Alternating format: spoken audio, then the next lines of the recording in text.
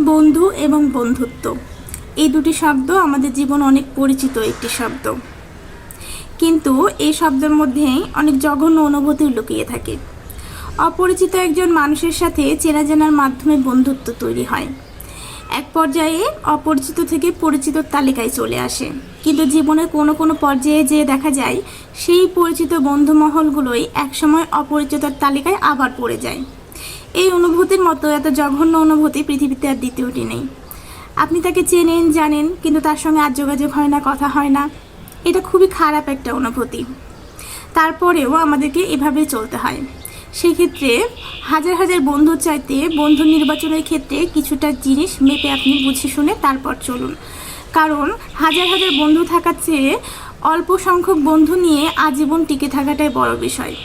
যে বন্ধুর সাথে ভালো অনুভূতির চেয়ে খারাপ অনুভূতিগুলো বেশি থাকে, সেই সব বন্ধুকে ত্যাগ করে যেসব বন্ধু আপনার জীবনের জন্য সবচেয়ে শ্রেয় তাদেরকে নির্বাচন করুন।